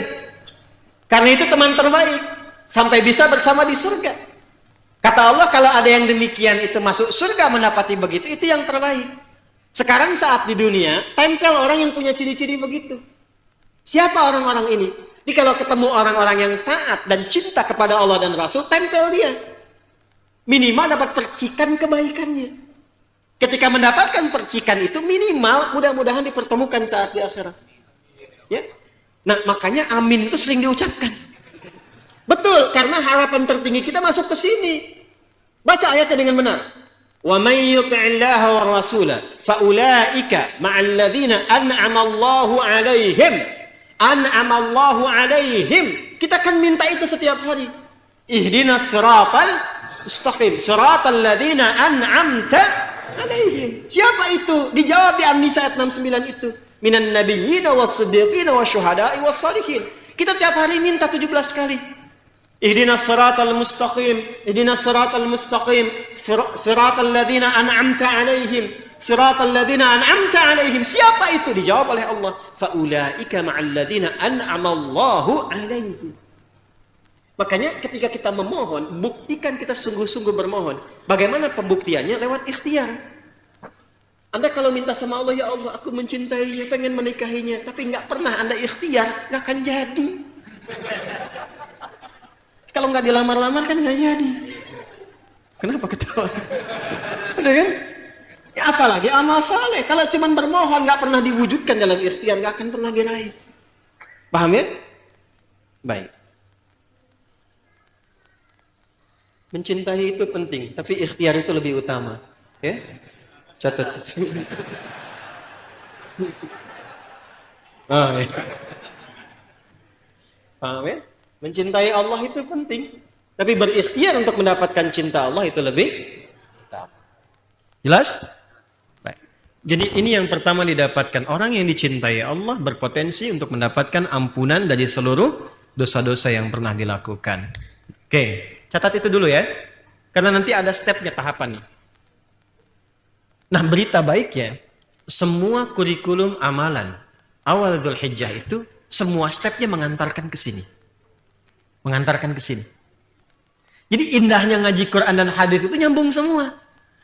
Kalau kita dudukan tuh, itu nyambung semua, nggak ada yang miss di situ. Di step semua amalan yang kita kerjakan itu puncaknya ke sini. Puncaknya ke sini. Yang haji nanti di sana juga ingin mendapatkan ini, makanya pulangnya mabrur kan? Mabrur itu kan dari kata birrun asalnya. Ya kan? Kalau melekat pada pelakunya disebut mabrur. Birrun itu kebaikan yang muncul setelah yang buruknya hilang. Kesolehan yang muncul setelah salahnya hilang. Makanya ketika wukuf di Arafah itu kontemplasi, merenung, berintrospeksi, melihat diri apa yang salah selama ini sehingga jauh dari Allah. Kok bisa sampai dikasih hadiah haji oleh Allah padahal banyak berbuat maksiat? Itu harus betul-betul merenung, jangan sampai pulang haji nambah maksiat. Ya kan? Itu merenungkan apa yang menyebabkan saya jauh dari Allah. Dilihat satu-satu. Kenapa saya selalu punya problem dengan teman-teman, dengan tetangga, dengan kerabat? Dilihat. Karena itu ketika dia menyadari itu, datang ke Muzdalifah. Ingin melontar itu semua. Bawa bekal dari situ. Lalu ke Aqobah, dilontar. Aqobah itu gambaran diri kita. Sifat-sifat yang telah dikumpulkan di Arafah itu, untuk mengenali diri kita sehingga ma'rifah pada diri dan ma'rifatullah, maka dibawa itu semua ke Muzdalifah. Di situ kita zikir. Ya, makanya setelah dari Arafah itu kita masuk kemudian ke Muzdalifah disebut Masy'aril Haram. Fa idza afadtum min Arafatin fadhkurullaha 'indal Masy'aril Haram. Itu kan di Al-Baqarah itu kan? Ya, saat masuk di ayat 198 199 kan itu yang dibaca kan? Kalau selesai di Arafah, sudah kenal diri sendiri, sudah tahu apa kekurangannya, tahu yang menyebabkan dia jauh dari Allah, dikasih harta, kasih rizki, tapi kurang syukur. Sudah banyak kendaraan, dari sepeda, motor, sampai mobil, banyak aneka ragam. Jadi tetangga dekat dengan masjid, rumah samping masjid, jarak nggak ada, langkah yang cukup panjang. Ya, kemudian menara masjid, ada bagian suara speakernya ngarah juga ke rumahnya. Dan belum menyentuh dia untuk berangkat ke masjid. Dipanggil sampai ke Arafah. Ingat itu kenapa saya nggak bisa ke situ. Ya, usia 40 tahun, 50 tahun, mushaf sudah berbanyak ragam. Bahkan namanya udah banyak, mushaf Aisyah, mushaf Khadijah, mushaf macam-macam, dipajang di rumah, tapi untuk baca nggak mampu. Sementara yang lain yang nggak punya mushaf pun bisa menghafal Quran. Tanyakan pada diri kita, kenapa saya nggak bisa mampu baca itu? Untuk melihat aja nggak mampu, cuman selewat begitu aja. Padahal kalau imannya benar, lihat mushaf itu pengen baca itu. Pengen baca. Pengen tahu itu. Pengen tahu surat dari Allah itu apa. Yang paling indah tuh gini, baru buka begini kok bisa ayatnya sesuai dengan yang saya butuhkan gitu. Itu yang mahal tuh. Itu yang mahal. Itulah hidayah gitu kan. Harus pandai menatap itu, kalau sudah tahu lempari sifat yang kurang baik. Setelah itu kan kemuna kan. Nah itulah yang 3 hari yang di Al-Baqarah ayat 203 itu. Nanti kita akan masuk ke situ. Jadi yang haji pun menemukan jati dirinya. Sampai dia mendapatkan kesempurnaan diri untuk merubah diri. Begitu pulang, dapat sifat birrun. Melekat pada dirinya di mabrur. Ciri orang mabrur itu yang salahnya tanggal, yang solehnya muncul.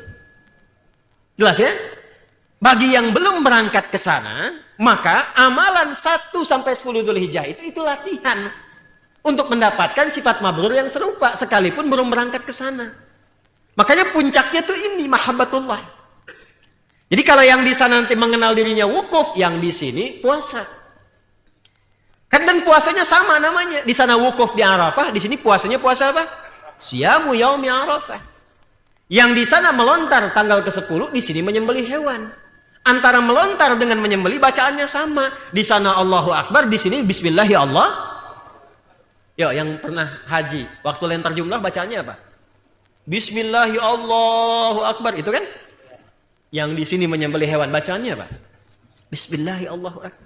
Setelah melontar menghadap ke kiblat, ke Ka'bah. Apa doa yang dibaca? Inni wajjahtu wajhiya lilladzi fatara as-samawati wal arda hanifan muslima wa ma ana minal inna salati wa nusuki wa mahyaya wa mamati lillahi rabbil alamin la syarika lahu wa bidzalika umirtu wa ana minal muslimin wa ana awwalul muslimin. Itu puncaknya ini. Begitu itu keluar dengan lisan yang bening, datanglah mahabbatullah sampai ke jiwanya. Itu kan ikrar. Ya Allah, mulai hari ini aku pasrahkan diriku sepenuhnya untuk menaatimu.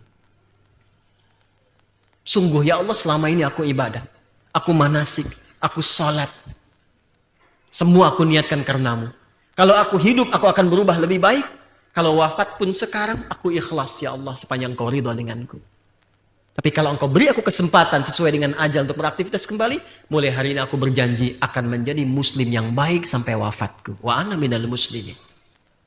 Kalau kita baca wa ana awwalul muslimin, tafsirnya untuk kita, bukan ke Nabi Ibrahim. Tafsirnya untuk kita adalah mulai saat ini aku akan jadi orang yang berubah lebih baik dari sebelumnya. Itu. Nah, orang yang sudah menyembelih itu sama bacaannya, dia menghadap kiblat, bacaan yang sama. Yang puasa tidak menyembelih pun disunahkannya nanti sama. Ya, dia sholat, di sholat itu dia berdoa. Jadi puncaknya, golnya sama semua. Itulah keadilan Allah Subhanahu wa Ta'ala. Jelas? Nah, sekarang kalau sudah paham, mari kita masuk ke tahapan-tahapan amalannya. Ya. 1. Halo? Ini kenapa pada sedih begini?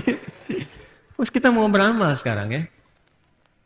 Sekarang kita masuk amalannya. Sudah paham ya keutamaannya? Paham insya Allah? Paham ya? Baik. Sebelum kita masuk ke amalan, saya tegaskan sekali lagi, keistimewaan 10 awal Dzulhijjah ini menaikkan status amalan menjadi dicintai oleh Allah Subhanahu wa Ta'ala. Jadi setiap kita ngerjakan amalan, kalau benar cara beramalnya, Allah cintai. Allah cintai. Nanti dampak amalan itu merubah perilaku kita. Jelas ya? Yuk kita mulai. Di antara amalan yang dianjurkan untuk dioptimalkan di 10 hari pertama Dzulhijjah itu, rumus nabinya adalah amal saleh. Amal saleh. Karena kalimatnya jelas. Ma min ayyamin al-amalu salihu fihinna. Amal saleh. Sekarang yang penting kita lakukan adalah untuk mendetilkan apa amal soleh yang mungkin kita lakukan itu. Amal soleh itu wujudnya ada 2 secara umum. Ya? Amal soleh wujudnya ada 2 secara umum. 1, meningkatkan yang taat. Meningkatkan yang taat. Ma'ruf kalau dalam bahasa Quran. Meningkatkan yang taat dalam kurung ma'ruf. Kurung tutup supaya tidak lepas. Yang kedua, meninggalkan maksiat dalam kurung mungkar. Meningkatkan taat atau ma'ruf, meninggalkan maksiat atau mungkar. Nah, ini amalannya ada 2. Amal soleh itu. Dan ingat baik-baik ya, di antara 2 ini, apapun yang kita kerjakan, baik meningkatkan taat ataupun meninggalkan maksiat, itu nilainya sama. Pahalanya berlipat untuk di hari-hari ini, plus dicintai oleh Allah Subhanahu wa Ta'ala. Jadi kalau ada orang memprovokasi pada keburukan dan Anda tolak itu pahalanya 2 kali lipat dan status Anda dicintai oleh Allah Subhanahu wa Ta'ala. Ada orang yang mengajak menipu, Anda hindari, itu kan nahi mungkar. Pahala itu bukan hanya di amar ma'ruf saja. Nahi mungkar pun ada. Anda tinggalkan perbuatan itu, maka seketika pahala dilipat gandakan, naik status, dicintai oleh Allah Subhanahu wa Ta'ala. Nah, sekarang yang akan kita rinci yang amalan taat dulu apa? 1. Amalan pertama, meningkatkan zikir. Meningkatkan zikir, khususnya 3 lafaz zikir. 3 lafaz zikir.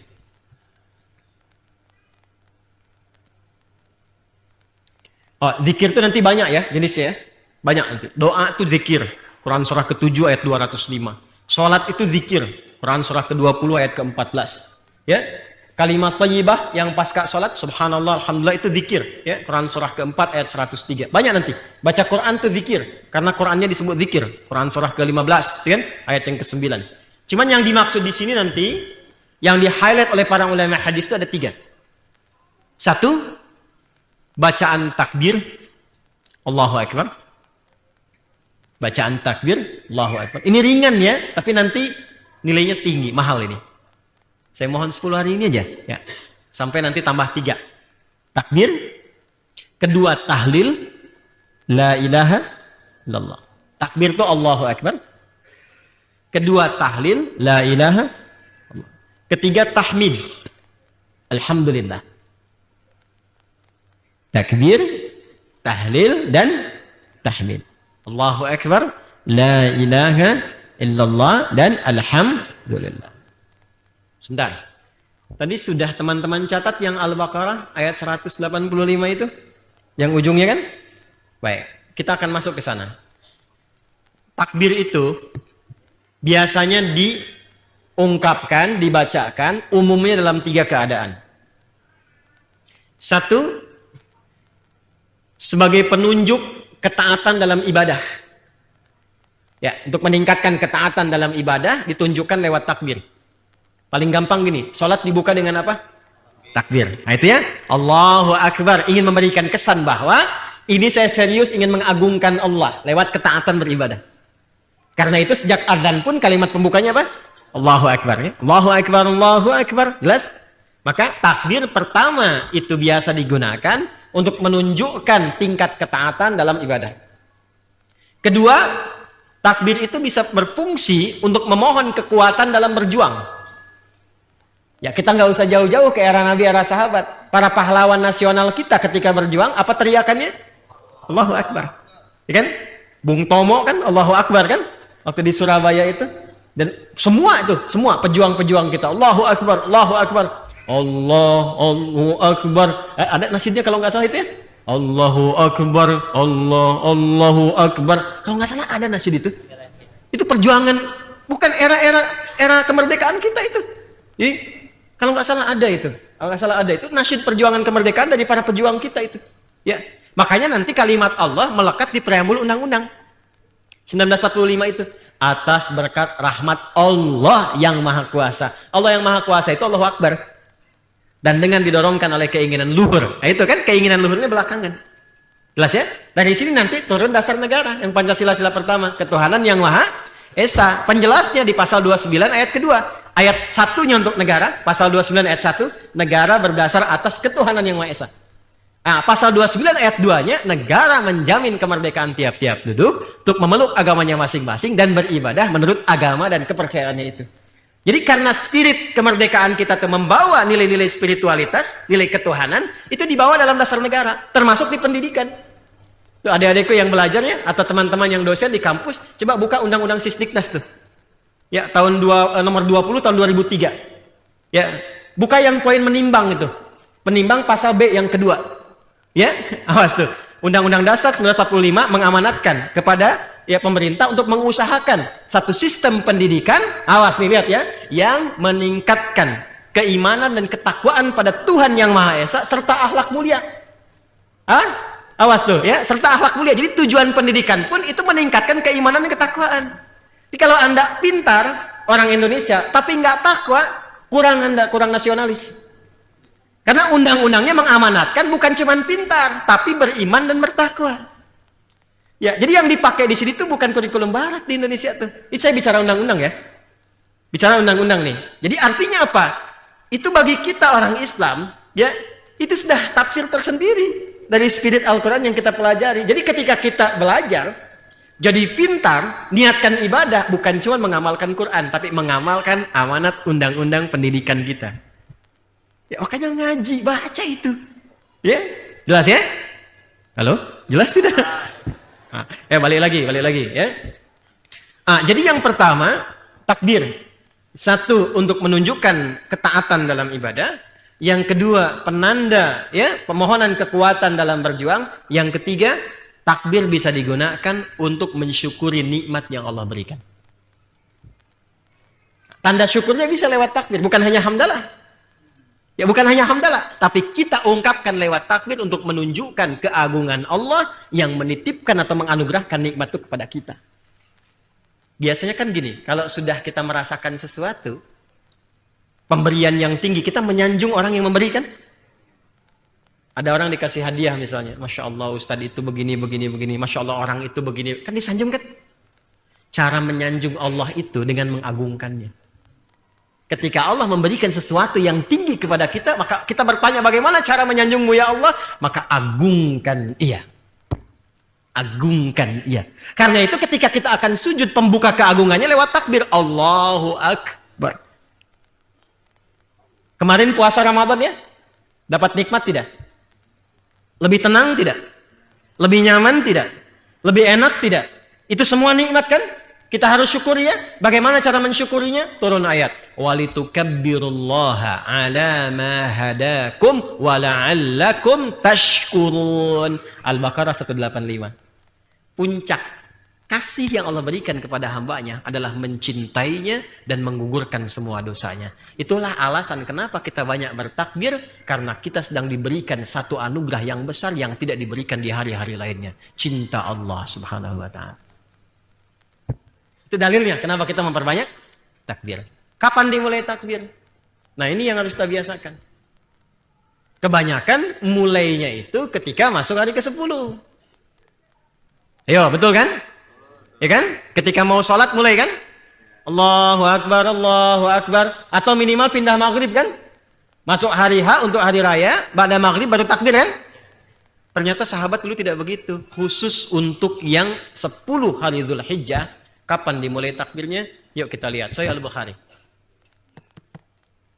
Nomor hadis 969. Tadi dilihat teman-teman yang sudah Anda tuliskan tadi? Yuk kita baca ya. Kitabul Idaini 969 paling kanan sebelah atas. Ini betul ya? Kitab 13. Nih. Ya. Saya bacakan ya. Tadi saya katakan subtopik yang ke-11 kan? Bismillahirrahmanirrahim. Subtopik yang ke-11. Qala babu fadlil amali fi ayyami tasyriqi. Bab tentang keutamaan amalan di hari-hari tasyrik. Ini sudah masuk ke 11, 12, 13 kan? Menariknya babnya tentang keutamaan hari tasyrik, tapi diulasnya sejak masuk di hari pertamanya sampai ke 13. Makanya saya tadi katakan di awal 10 plus 3 kan? Dan kita baru mulai 10-nya kan? Yuk kita baca. Wa qala Ibnu Abbas, dan Ibnu Abbas radhiyallahu taala anhuma menyampaikan firman Allah Subhanahu wa taala, a'udzubillahi minasyaitonir rajim, terkait hari tasyrik. Wadhkurullaha fi ayyamin ma'dudat. Al-Baqarah ayat 203. Ayyamul 'ashri wal ayyamul ma'dudat ayyamut tasyrik. Ketika disebutkan Ibnu Abbas radhiyallahu taala anhuma mengutip tentang keutamaan hari tasyrik, dalilnya Al-Baqarah ayat 203 seperti tadi saya bacakan. Lalu Al-Imam Al-Bukhari merinci di bawahnya. Perhatikan. Ayyamul 'ashri wal ayyamul ma'dudat ayyamut tasyrik. Perhatikan. Ini menunjukkan tentang keutamaan 10 hari pertama di bulan Dzulhijjah plus 3 hari di hari tasyriknya. Lalu apa respon sahabat utamanya ketika mengetahui keutamaan ini? Teruskan. Ini kita baru masuk ke judul loh. Ya. Wa kana Ibnu Umar wa Abu Hurairah radhiyallahu taala anhuma. Dan adalah kebiasaan Ibnu Umar. Yang dimaksud Ibnu Umar di sini anaknya Umar bin Khattab radhiyallahu taala anhu. Namanya Abdullah. Ada 3 Abdullah yang viral. Abdullah anaknya Abbas radhiyallahu taala anhuma. Abdullah anaknya Umar bin Khattab radhiyallahu taala anhuma, dan Abdullah anaknya Amr bin As. 3. Abdullah anak Abbas, anak Umar, anak Amr. Jelas ya? Dan 3-3-nya luar biasa. Istimewa tuh. 3-3-nya istimewa. Nanti lain waktu kalau nyampe disebutkan, kita bahas kemudian sirahnya. Dan adalah kebiasaan Ibnu Umar radhiyallahu taala anhuma dan Abu Hurairah. Abu Hurairah nama aslinya Abdurrahman. Abdurrahman bin Sakhar. Itu setelah masuk Islam. Masuk Islam di tahun ke-7 Hijrah. Saat usia Nabi sudah memasuki kurang lebih 60 tahun. Masuk Islam. Asalnya Abdus Syams namanya. Abdus Syams. Abdus Syams itu hambanya matahari. Maka ketika masuk Islam, tadinya Majusi, masuk Kristen, lalu masih dalam pencarian, mendengar ada informasi seseorang disebut Nabi di Al-Madinah Al-Munawwarah, pergi ke sana untuk menemukan pencariannya itu. Begitu melihat Nabi, akhlaknya, kemuliaannya, praktek agamanya dalam keseharian, dan bagaimana praktek yang diikuti sahabat, langsung menemukan kebenaran sejati, berikrar bersyahadat. Itu di tahun ke-7 Hijrah. Maka dirubah namanya dari Abdus Syams menjadi Abdurrahman. Ini dalil tentang kebolehan merubah nama. Sekiranya nama yang diberikan pertama kali atau diterima itu nama-nama yang menjauh dari rahmat Allah Subhanahu wa taala. Apalagi nama yang langsung bertentangan dengan sifat penghambaan kepada Allah. Kayak tadi Abdus Syams, hamba matahari, langsung ganti jadi Abdurrahman, hamba Allah yang maha penyayang. Ya, Walhan misalnya, ganti langsung karena itu nama setan. Ya, walhan, setan penggoda orang wudu. Itu yang membuat orang wudu itu selalu gelisah. Ini saya udah wudu apa batal? Wudu atau batal? Walhan sedang bekerja. Jelas. Ada khanzab atau khinzib, setan penggoda orang sholat. Ya. Dasim, ya, setan penggoda di rumah. Ya, perempuannya dasimah. Muslim, mukmin, soim, dasim. Itu tasrif saja, tasrif ya. Nah, kalau ada nama-nama demikian bisa diganti. Jangan dipotong videonya ya. Ini menerangkan tentang kaidah. Ya, jelas ya? Nah, ini ada Abu Hurairah. Jadi dari Abdurrahman mengikuti Nabi. Nah, ini yang saya katakan tadi di awal, sahabat itu selalu mencari prioritas tertinggi. Jadi ketika melihat Abu Bakar, Umar, ya, Utsman, Ali, Abdurrahman bin Auf radhiyallahu taala anhum jami'an, langsung melihat ke diri sendiri. Di satu nunjuk ke yang lain, 4 ke diri sendiri. Beliau katakan, saya terlambat, kemana aja saya? Maka saya harus menyusul mereka semua. Gitu caranya.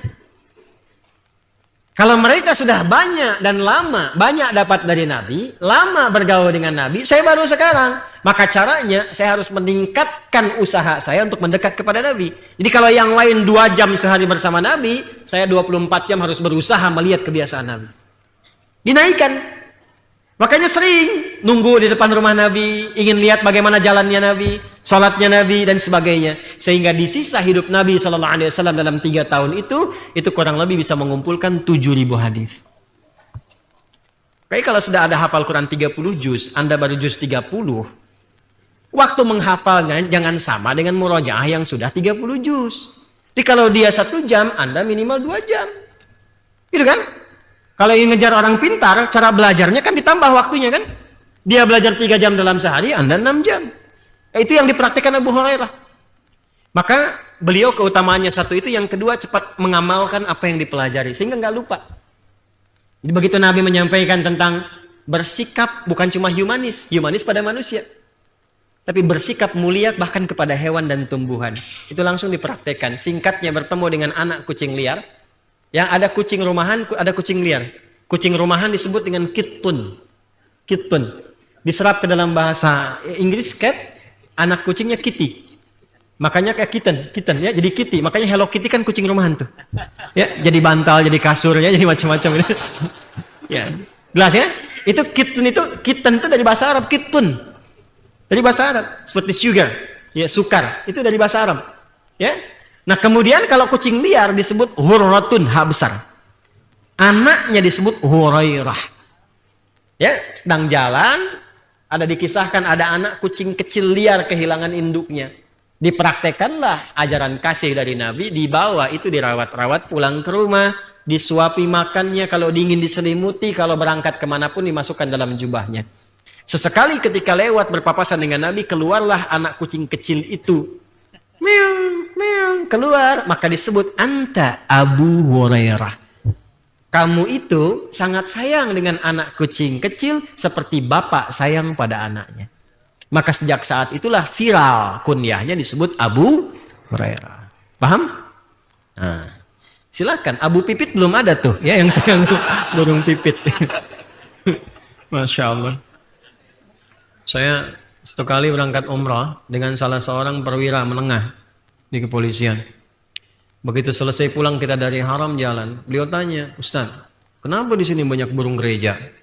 Saya bilang, izin dan itu mu'alaf. Ya kan? Kalau pertanyaan tidak butuh dalil kan tidak perlu terlalu serius juga kan? Ya kan? Halo, gitu ya. Ya, kembali ke sini ya. Baik. Apa kebiasaan beliau itu ketika masuk kepada awal-awal bulan Dzulhijjah? Ini bukan langsung masuk tanggal 11, 12, 13. Dari sejak awal.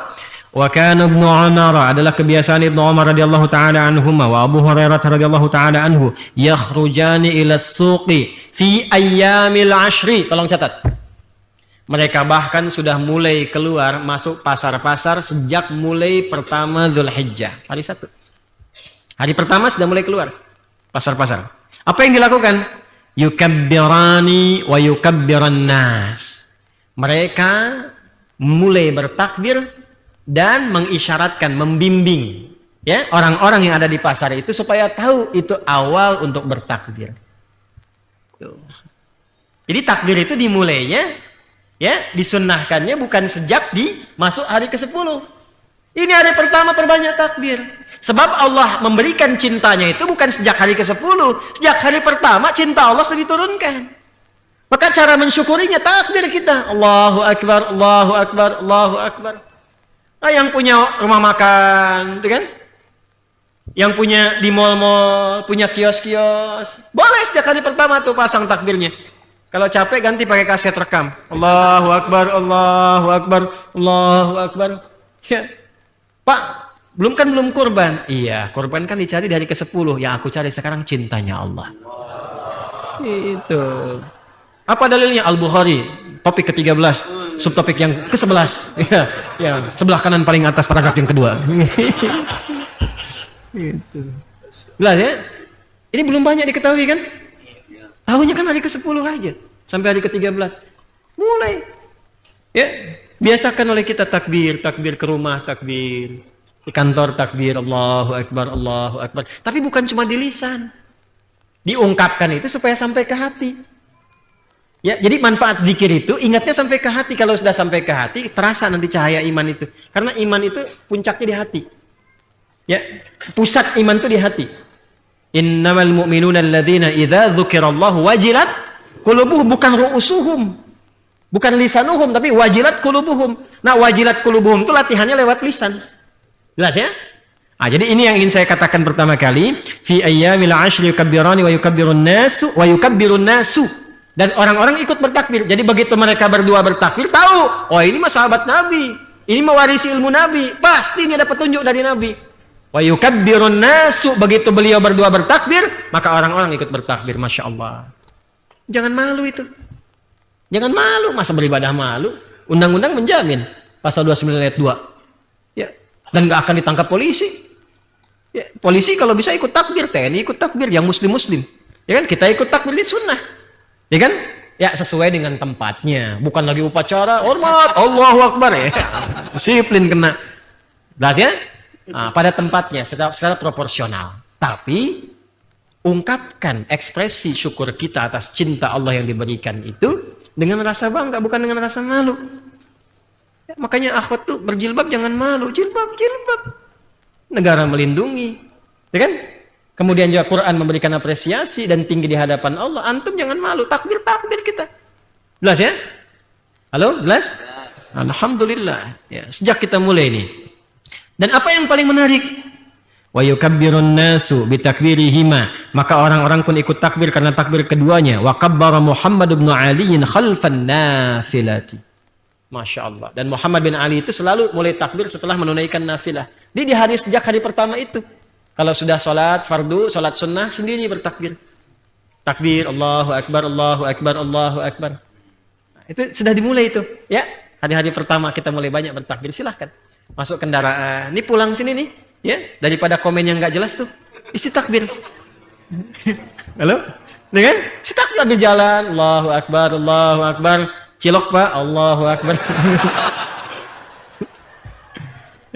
Alhamdulillah, jelas ya, Masya Allah.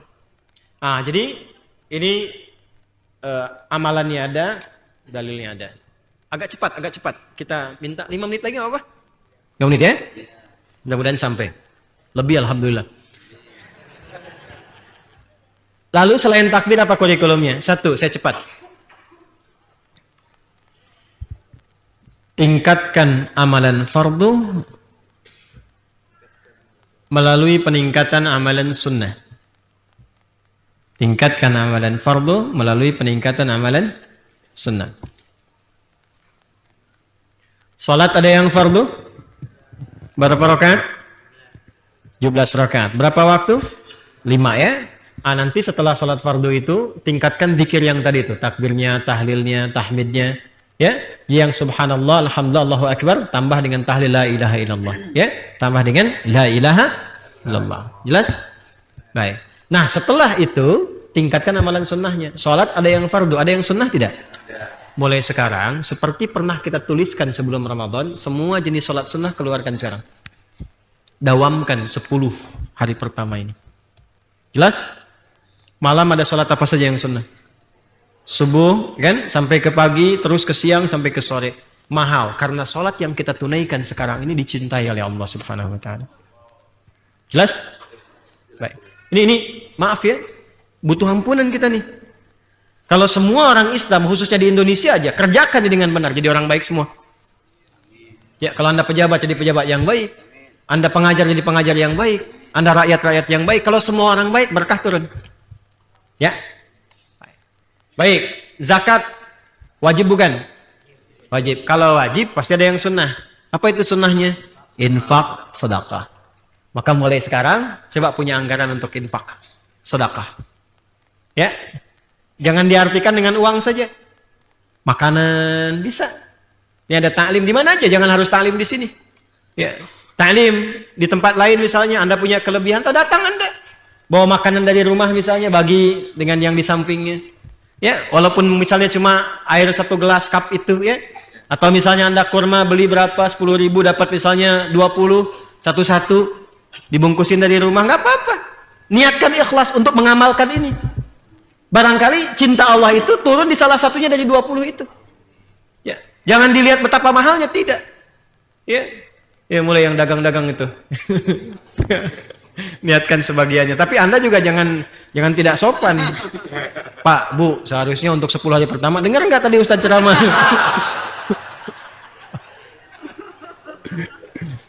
Ya. Baik, ayo yang punya pakaian lebih, yang punya makanan, cari teman-teman dekat, tetangga, kerabat dan sebagainya, bagi. Niatkan untuk mencintai Allah Subhanahu wa taala hari ini. Jelas? Baik, 3, Quran. Hatam, usahakan hatam ya.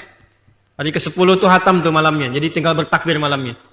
30 bagi 10 berapa? 3 juz. Per hari 3 juz. Bismillah. Ya, gampang kok itu. Ya insyaallah. Kalau mau dalam sepekan bisa. Bahkan 6 hari. Sehari 5 juz. Ya, cara paling gampang gini supaya nggak kerasa, bagi setiap waktu sholat. 5 juz dibagi waktu sholat, berarti sekali waktu sholat berapa? 7 juz. Kalau susah, bagi 2. Sebelum sholat, setelah sholat. Jadi kalau kita ngajinya begitu, selesai.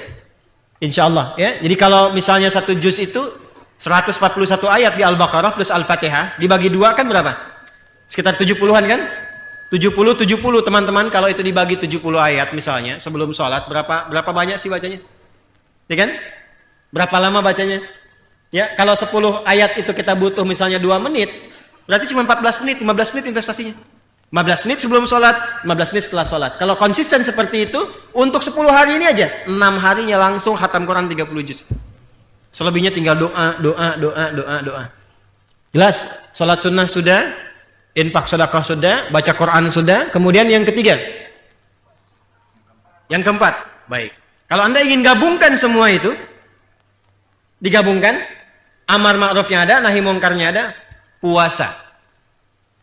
Saya ulangi, puasa. Boleh dari sejak hari pertama. Saya ulang, boleh dari sejak hari pertama. Awal Dzulhijjah, kedua, hari ketiga, hari keempat, hari kelima, terus sampai hari ke-9. Nah, ya? Kalau misalnya tidak memungkinkan, diperbanyak. Misal hari pertama, kedua, ketiga istirahat, hari keempat puasa. Ya kan? Hari kelima istirahat lagi, 6 istirahat, 7 puasa. Jelas? Kalau tidak memungkinkan juga, maka yang hari-hari terakhir, hari 9 Dzulhijjah.